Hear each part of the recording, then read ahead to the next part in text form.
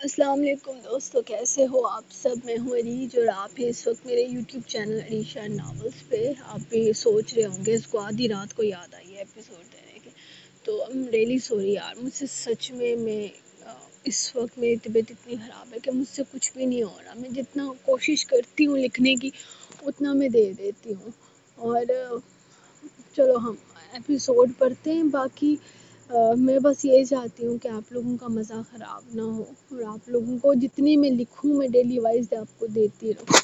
خیر، ایپیسوڈ کی طرف آتے ہیں ہم، جو کہ ہے ہماری کل کی ایپیسوڈ میں نمبرنگ غلط تھی، اور ایم سوری اس کی وجہ سے مجھے خود بھی یار سمجھ نہیں آتا کہ میں کیا کیا نمبر مارتی رہتی ہوں، تو اس کے لیے ایم سوری۔ اور کل والی جو ایپیسوڈ تھی وہ 68 کا فرسٹ پارٹ تھا، تو یہ 68 کا سیکنڈ پارٹ ہے، کیونکہ ایپیسوڈ ڈیلی کر دی ہے تو ہاف کر دی ہے، اس سے میرے لیے بھی آسانی رہے گی اور آپ لوگوں کے لیے بھی۔ یار ستمگر قسط نمبر 68 سیکنڈ پارٹ، تحریر عریج شاہ۔ ڈاکٹر بھاگ کر آیا تھا، کیونکہ جس طرح کا ہنگامہ ہوا تھا وہ سب کو ہی پریشان کر گیا تھا۔ اس طرح ازبک کی جو حالت خراب ہوئی تھی وہ ایک بہت ہی ڈینجرس کنڈیشن تھی۔ ان کو جلدی سے روم میں شفٹ کروائیں، آکسیجن ماسک لے کر آؤ۔ ڈاکٹر نے تیزی سے اپنے اسٹاف کو کام پر لگایا تھا، جبکہ ازبک کو اٹھانا مشکل ہو گیا تھا۔ وہ ہرگز ان کے ساتھ جانے کو تیار نہیں تھا۔ وہ اسٹریچر کھینچ کر لائے تھے۔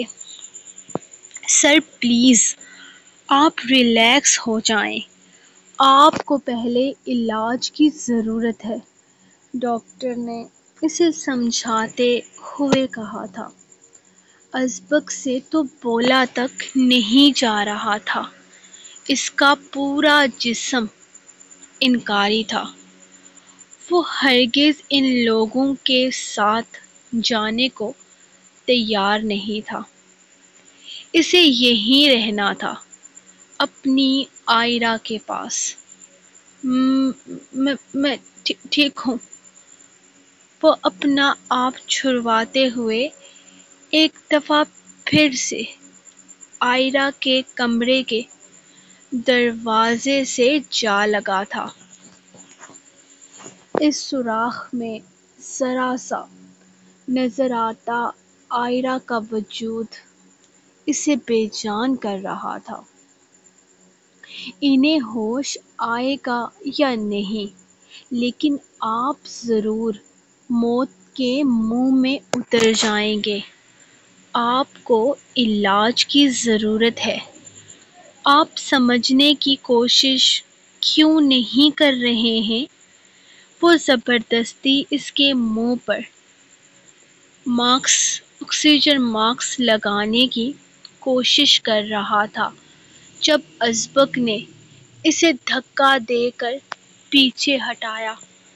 ازبک، بچوں جیسی حرکتیں مت کرو، ڈاکٹر کی بات سنو، تمہیں ضرورت ہے اس کی۔ اب کی بار رائک نے بھی اسے سمجھاتے ہوئے زبردستی تھامتے ہوئے آکسیجن ماسک اس کے منہ پر لگانے کی کوشش کی تھی۔ مجھے میری خانہ کی ضرورت ہے بس۔ وہ رائک کو دیکھتے ہوئے ایک دفعہ پھر سے تڑپ اٹھا تھا، جبکہ رائک نے بڑی مشکل سے اسے وہیں پر بٹھاتے ہوئے آکسیجن ماسک اس کے منہ پر لگایا تھا۔ کچھ نہیں ہوگا تمہاری خانہ کو، کچھ بھی نہیں، وہ بالکل ٹھیک ہو جائے گی انشاءاللہ، اسے ہوش آ جائے گا، تم ریلیکس رہو، حوصلہ مت ہارو، بالکل ٹھیک ہو جائے گی، بس تھوڑے سے گھنٹے ہی تو ہیں۔ یہ امتحان کہ پھر سب کچھ ٹھیک ہو جائے گا۔ وہ اس کا چہرہ تھامتے ہوئے اس کی آنکھوں میں آنکھیں ڈالے بولا تھا، جبکہ ازبک کی آنکھوں سے بہتے آنسو بھی اس سے دیکھے نہیں جا رہے تھے۔ اسے کبھی نہیں لگا تھا کہ عائرہ کی جدائی اسے اس مقام پر لے آئے گی کہ اس کی حالت رائق سے دیکھی نہیں جائے گی۔ اس نے اس کا چہرہ تھام کر اسے خود سے لگایا تھا۔ جب ازبک نے اپنے منہ سے ماسک اتار کر دور پھینک دیا، وہ اپنی طبیعت خود ہی خراب کر رہا تھا۔ اس کو سانس بھی مشکل سے آ رہی تھی۔ اگر آپ آکسیجن ماسک پہن لیں گے تو ہم آپ کو ICU میں جانے دیں گے۔ آپ وہیں اپنی وائف کے پاس بیٹھ جائیں، ہم آپ کو سینیٹائز کریں گے۔ آپ ان کے پاس چلے جائیے گا۔ ابھی بھی ان کا آپریشن ہوا ہے۔ یہ آپریشن بہت خطرناک ہے۔ کوئی بھی جرم ان کے لیے جانی نقصان بن سکتا ہے۔ اسی لیے آپ کو سینیٹائز ہونا ہوگا۔ ڈاکٹر نے نہ جانے کیا سوچ کر کہا تھا، جبکہ ازبک نے ایک بے یقین نظر اس کی طرف دیکھتے ہوئے رائق کو دیکھا تھا، جو خود بھی ڈاکٹر کی طرف متوجہ تھا۔ شاید ڈاکٹر کو بس یہی ایک راستہ سمجھ آیا تھا ازبک کی جان بچانے کا، اور ازبک کی بے چین نظروں نے اس کے لیے اس کا کام آسان کر دیا تھا۔ اس نے آگے بڑھتے ہوئے آکسیجن ماسک اس کے چہرے پر لگا کر اسے جو کرنے کے لیے کہا، ازبک کرتا چلا گیا۔ انہوں نے اس کے کپڑوں کے اوپر ایک کور پہنایا تھا، پیروں کے جوتے تک چینج کیے تھے، اور پھر اسے عائرہ کے کمرے میں لے جاتے ہوئے وہاں موجود ایک چھوٹے سے ٹول پر بیٹھنے کے لیے کہا تھا۔ بالکل چپ چاپ سا وہ اس کے پاس بیٹھتا، اس کے چہرے کو دیکھنے لگا۔ بالکل ویران تھا، اس کا چہرہ بالکل ویران تھا، بالکل اس کے دل کی طرح۔ اب بات کرنے کی کوشش مت کیجیے گا، فی الحال انہیں ہوش نہیں آئے گا، انہیں ٹائم لگے گا، اسی لیے آپ کوشش کیجیے گا کہ آپ کی وجہ سے انہیں بالکل ڈسٹربنس نہ ہو۔ فی الحال آپ انہیں ان کے حال پر چھوڑ دیجیے۔ ڈاکٹر اسے تفصیل سے بتا رہا تھا، اس نے صرف ہاں میں سر ہلایا تھا۔ اس کے چہرے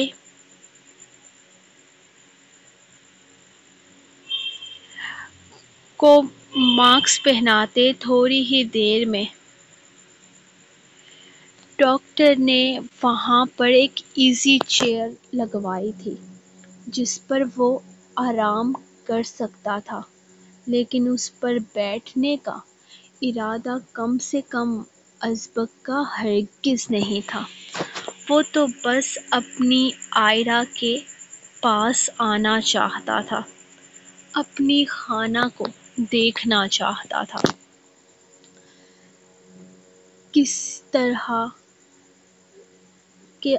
اسے کسی طرح کے آرام کی ضرورت نہیں تھی، اسے بس اپنی خانہ کو دیکھنا تھا، اس کے پاس رہنا تھا۔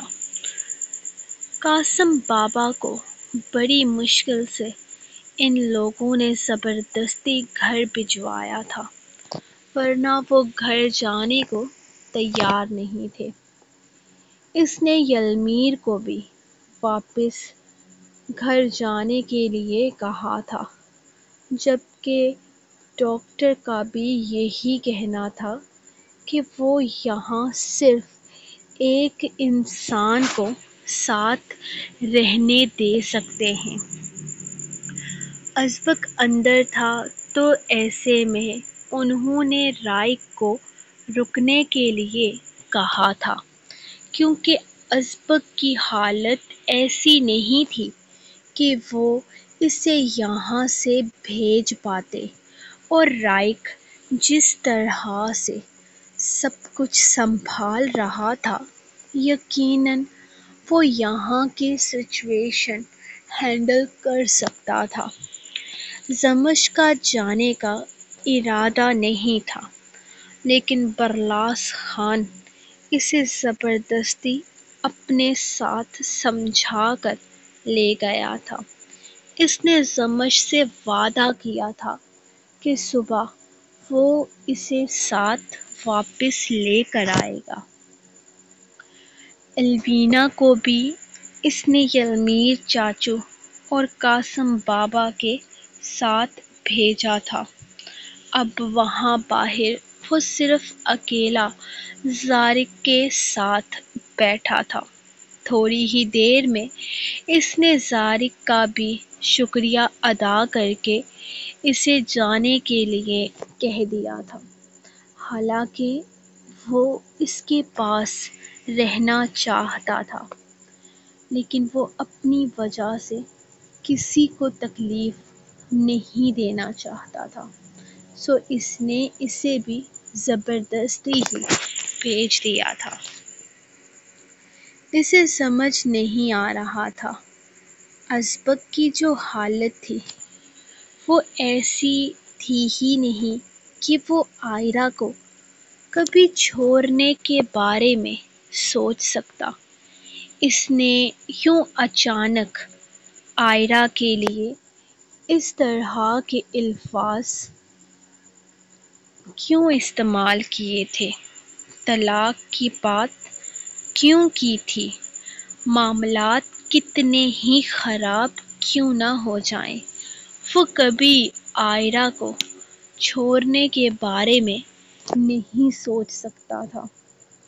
کچھ تو تھا جو وہ چھپا رہا تھا، کیونکہ جو اس کی حالت تھی وہ عائرہ کے بغیر سانس تک نہیں لے پا رہا تھا، تو پھر وہ عائرہ کو چھوڑنے کا کیسے سوچ سکتا تھا؟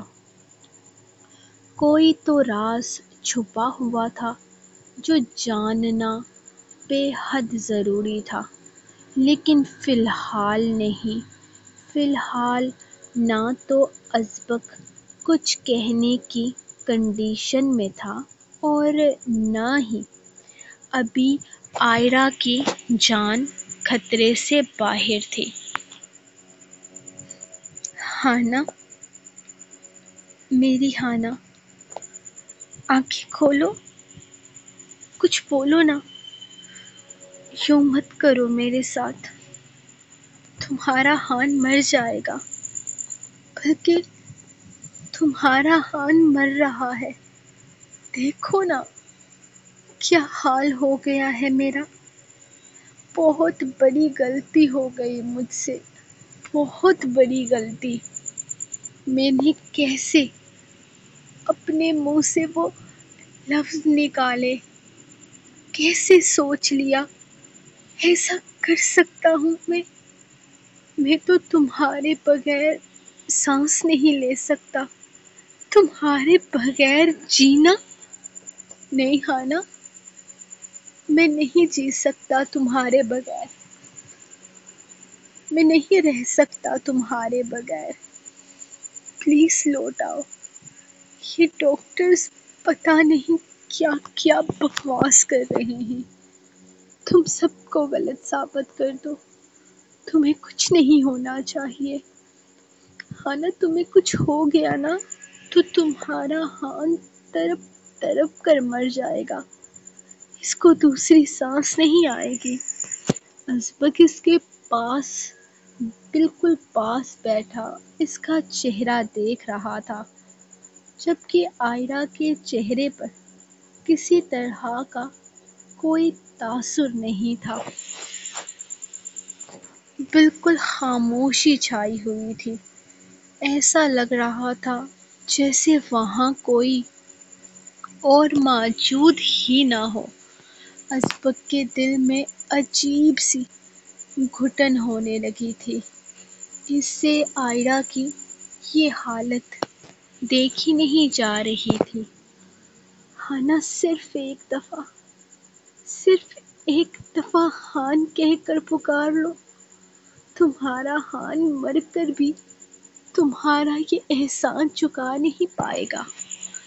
صرف ایک دفعہ آنکھیں کھول دو، میں زندگی میں تمہیں کبھی کوئی تکلیف نہیں ہونے دوں گا۔ وہ اس کا ہاتھ اپنے ہاتھ میں تھامے بری طرح سے تڑپ اٹھا تھا۔ اس کے آنسو مسلسل بہہ رہے تھے، لیکن سامنے وجود پر تو کسی طرح کا اثر نہیں ہو رہا تھا۔ اس کے خاموش وجود میں کسی طرح کی کوئی حرکت پیدا نہیں ہو رہی تھی۔ اس کی باتیں، اس کے آنسو، اس کی تڑپ سامنے والے پر کسی طرح کا کوئی اثر نہیں دکھا رہی تھی۔ سر پلیز، آپ اس چیئر پر ہو جائیں، ہم آپ کو لیٹنے کے لیے نہیں کہہ رہے، بس یہاں بیٹھ جائیں، آپ بہتر محسوس کریں گے۔ ابھی ابھی آکسیجن اترا ہے، اس طرح آپ کا یہاں بیٹھنا آپ کی طبیعت خراب کر سکتا ہے۔ نہیں، میں ٹھیک ہوں یہیں پر، مجھے نہیں بیٹھنا کہیں پر بھی، میں اپنی ہانا کے پاس ہوں یہیں پر۔ وہ ڈاکٹر کی بات سے انکار کر گیا تو ڈاکٹر کندھے اچکا کر ایک دفعہ پھر سے عائرہ کو چیک کرتے ہوئے وہاں سے جا چکے تھے۔ قاسم بابا نے اپنے کمرے میں قدم رکھا تو بیڈ پر سوئے ہوئے وجود کو دیکھ کر حیران رہ گئے تھے۔ انہوں نے ایک نظر اسے دیکھا اور پھر اس کے پاس بیٹھتے ہوئے آہستہ سے اس کے بالوں میں ہاتھ پھیرنے لگے۔ کبھی سوچا نہیں تھا انہوں نے کہ کبھی وہ ان کے اتنے قریب ہوگا۔ میں تمہارے ساتھ کبھی کوئی ناانصافی نہیں کرتا میرے بچے، لیکن تمہارے باپ کو تم سے کوئی مطلب ہی نہیں تھا۔ میں نے اس کے سامنے 2 آپشنز رکھے تو تمہارے باپ نے خود غرضی دکھا کر خود اپنی مرضی سے دولت چنی تھی۔ مجھے یقین تھا محبت کرنے والوں میں بڑی ہمت ہوتی ہے، اگر وہ اپنی محبت کو چنتا تو یقین مانو میں کبھی اسے طلاق دینے کے لیے نہ کہتا، لیکن اس نے خود غرضی دکھائی، اس نے دولت کو چنا تھا۔ اس نے تو محبت کی تھی، لیکن محبت نبھانے کی ہمت نہ دکھا سکا۔ وہ ایک لڑکی کو خود کے ساتھ باندھ کر بے نام رکھنا چاہتا تھا، اور یہ اس لڑکی کے ساتھ بہت بڑی ناانصافی تھی۔ میں تمہارا حصہ اسی وقت دینے کو تیار تھا، لیکن اس وقت تمہاری ماں کو کچھ نہیں چاہیے تھا۔ بہت خوددار عورت تھی تمہاری ماں، ہماری دولت کا ایک پیسہ بھی خود پر حرام کر رکھا تھا، ورنہ تمہیں تمہارے حق کا حصہ تو کب کا ہم تمہارے حوالے کر چکے ہوتے۔ ہاں، یہ حقیقت ہے کہ ہم اس وقت بہت بڑی کشمکش میں تھے۔ اس وقت ہم بھی سمجھ نہیں پائے تھے کہ ہم کیا کریں۔ ہمارے دونوں بیٹوں نے ہمیں دھوکہ دے دیا تھا اور غصے میں ہم کسی تیسرے کا نقصان کر بیٹھے، بہت بڑا نقصان کر بیٹھے۔ ہم تمہارے نقصان کی بھرپائی تو نہیں کر سکتے، لیکن تمہیں تمہاری زندگی کی ہر آسائش دینے کی مکمل کوشش کریں گے۔ ہم پوری کوشش کریں گے کہ تمہارے ساتھ اب کسی طرح کی کوئی ناانصافی نہ ہو۔ وہ اس کے ماتھے کو چومتے ہوئے اس کے ساتھ ہی لیٹ گئے تھے۔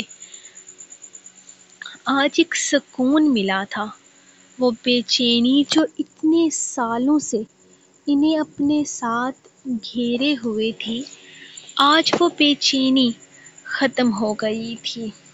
آج ان کا آخری پوتا ان کے پاس آ گیا تھا، ان کے ساتھ رہنے کے لیے، لیکن ان کا ایک پوتا تو تڑپ رہا تھا، مر رہا تھا۔ نہ جانے آنے والی صبح کیا فیصلہ سنانے والی تھی، اور آنے والے صبح کے انتظار میں یہ رات نہیں کٹ رہی تھی۔ اس کی آنکھ فجر میں کھلی تو وہ ایک نظر قاسم بابا کو دیکھا تھا جو کمرے میں جا نماز بچھائے نماز ادا کر رہے تھے۔ وہ اٹھ کر واش روم میں آتا، منہ پر پانی کے چھینٹے پھینکتے ہوئے باہر نکلا تو قاسم بابا نماز سے فارغ ہو چکے تھے۔ مجھے رات کو یہاں سونا پڑا کیونکہ میرے کمرے کا کوئی انتظام نہیں کیا گیا۔ کب تک چلے گا یہ سب کچھ؟ مجھے میرا کمرہ چاہیے۔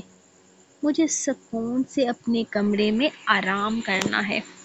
آپ کو پتا تھا کہ میں آنے والا ہوں تو کم سے کم میرے کمرے کا انتظام تو کر سکتے تھے نا آپ؟ اس نے کافی سختی سے کہا۔ سوری بیٹا، ہم اپنی پریشانیوں میں تھوڑے الجھے ہوئے تھے، اسی لیے تمہارے کمرے کے بارے میں نہیں کہہ سکے، لیکن ہم نے رات کو گھر آتے ہی تمہیں یہاں سوتے دیکھ کر ملازم کو کہہ دیا تھا کہ وہ تمہارا کمرہ اوپر رائق اور اسبق کے کمرے کے بیچ میں تیار کر چکا ہے۔ ویسے تو وہ کمرہ الوینا کا تھا، لیکن اس کی اب ماشاءاللہ سے شادی ہو چکی ہے تو اس نے اپنے شوہر کے ساتھ ہی رہنا ہے۔ اگر کبھی اس طرح کی نوبت آئی کہ اسے اپنا کمرہ چاہیے ہوا تو اسے کوئی اور کمرہ مل جائے گا، لیکن ہم نے کسی زمانے میں سوچا تھا کہ اگر ہمارا تیسرا پوتا ہوتا ہے تو ہم اسے وہی کمرہ دیتے۔ تمہارا کمرہ تیار ہے، تم اوپر جا کر آرام کرو۔ انہوں نے بس اتنا ہی کہا تھا جبکہ وہ انہیں اگنور کرتا اپنا بیگ اٹھا کر باہر نکل گیا تھا۔ ان کا نرم انداز یا لہجے کی مٹھاس اسے ہرگز نہیں چاہیے تھی۔ وہ لڑکی اوپر اس کمرے میں ہے، اس کو کھانا دیا تھا تم لوگوں نے؟ وہ سیڑھیاں چڑھ رہا تھا جب ملازم کو چائے کا ٹرے قاسم بابا کے کمرے کی طرف لے جاتے ہوئے دیکھا تھا۔ نہیں سر، ہمیں تو کسی نے نہیں ایسا کہا، ملازم نے پریشانی سے کہا تو اسے غصہ آیا تھا۔ اگر گھر میں پریشانی چل رہی ہے، کوئی مسئلہ چل رہا ہے تو اس کا یہ مطلب نہیں کہ تم لوگ اپنی ذمہ داری نہ نبھاؤ۔ اوپر والے کمرے میں ایک وجود ہے، وہ لڑکی پریگنٹ ہے، اتنی بری حالت میں ہے، نہ جانے کتنے دنوں سے اس نے کھانا نہیں کھایا، اتنی سہمی ہوئی ہے کہ کمرے سے باہر تک نہیں نکل رہی، اور تم لوگوں نے کل سے اسے بھوکا بٹھایا ہوا ہے، جاؤ جا کر اسے کھانا دو۔ اس نے حکم دیا تو ملازم نے جلدی سے دوسرے ملازم کو ناشتے کی ٹرے ریڈی کرتے ہوئے اوپر لے جانے کے لیے کہا تھا۔ جب تک ملازم نے اس کا کہا نہ مانا، وہ وہاں سے ہلا تک نہیں تھا۔ وہ ملازم کے ساتھ ہی سیڑھیاں چڑھ گیا تھا۔ دروازے پر ہلکی سی دستک دیتے ہوئے ملازم نے کھانے کی ٹرے اسے پکڑائی تو اس لڑکی نے پکڑ لی تھی، یعنی کہ اسے بھوک لگی تھی۔ اسے افسوس ہوا تھا ان لوگوں پر جنہیں ایک معصوم وجود کا خیال تک نہیں تھا۔ 24 گھنٹے گزر گئے تھے۔ عائرہ کے جسم میں کسی طرح کی کوئی حرکت نہ ہوئی تھی۔ ڈاکٹر نے مزید 24 گھنٹے کا وقت دیا تھا اور اب مزید 24 گھنٹے بھی گزر چکے تھے۔ وہ بہت پریشان تھے۔ قاسم بابا، 2 دن گزر چکے ہیں، عائرہ کسی طرح کا کوئی رسپانس نہیں دے رہی۔ ڈاکٹر بہت پریشان ہے، اس کی حالت بگڑتی جا رہی ہے، آگے ہمارے لیے مزید مسئلہ ہو سکتا ہے۔ اللہ پاک رحم کرے، بچی کو ایک دفعہ ہوش آ جائے۔ ازبک ٹھیک ہے نا؟ قاسم بابا نے پریشانی سے پوچھا۔ نہیں، وہ ٹھیک نہیں ہے، بہت بری حالت ہے۔ وہ نہ تو کچھ کھا رہا ہے اور نہ ہی کچھ پی رہا ہے، صرف کپڑے بدلتا ہے تاکہ اندر عائرہ کے پاس جا سکے۔ مجھے اس کی حالت دیکھ کر ترس آ رہا ہے۔ عجیب دیوانوں جیسا حال بنا رکھا ہے اس نے، کسی سے بات تک نہیں کرتا، میری کسی بات کا جواب نہیں دیتا۔ وہ پریشانی سے بتا رہا تھا۔ وہ ابھی ان سے بات کر رہا تھا جب ڈاکٹر اس کے پاس آ رکا۔ تبھی ازبک بھی عائرہ کے کمرے سے باہر نکلا تھا۔ قاسم بابا، میں آپ کو بعد میں فون کرتا ہوں، اس نے کہتے ہوئے فون بند کر کے ڈاکٹر کی طرف توجہ کی تھی۔ دیکھیں، پیشنٹ کا آپریشن ہوئے آج 3را دن ہے، لیکن پیشنٹ میں کسی طرح کی کوئی حرکت محسوس نہیں ہو رہی اور یہ حالت بہت زیادہ خطرہ بیان کر رہی ہے۔ ہو سکتا ہے ہمیں اب انہیں وینٹیلیٹر پر شفٹ کرنا پڑ جائے، کیونکہ اب تک ہم انہیں مصنوعی سانس دے رہے تھے، آکسیجن کی مدد سے، لیکن ان کا دل اب تک پمپ کرنا شروع نہیں ہوا، یعنی کہ ابھی تک وہ اپنی سانسیں لینے میں کامیاب نہیں ہو پائی۔ آپریشن ہوئے 3 دن ہو رہے ہیں، تو ہم انہیں آج وینٹیلیٹر پر شفٹ کر رہے ہیں، ڈاکٹر پوری طرح سے مایوسی سے کہہ رہا تھا، جبکہ وہ کسی بھی طرح کی امید دلوائے بغیر چلا گیا۔ ڈاکٹر کا اس طرح سے چلے جانا ازبک کو ایک دفعہ پھر سے پریشان کر گیا تھا۔ یہ 3 دن اس نے سولی پر کاٹے تھے۔ وہ نہ تو کچھ کھا رہا تھا اور نہ ہی کچھ پی رہا تھا۔ اس کی حالت دن بہ دن خراب ہو رہی تھی اور ایسے میں آئرہ کی طرف سے نا امیدی۔ ازبک، فکر مت کرو، سب کچھ ٹھیک ہو جائے گا۔ ڈاکٹر کہہ رہے ہیں کہ وینٹی لیٹر پر شفٹ کریں گے تو یقیناً وہاں پر کچھ نہ کچھ تو بہتری ہوگی نا۔ آئرہ کی حالت کرٹیکل ہوتی جا رہی ہے۔ 48 گھنٹے ہو چکے ہیں اور ابھی تک اس میں کسی طرح کی امپروومنٹ آئرہ میں محسوس نہیں ہوئی۔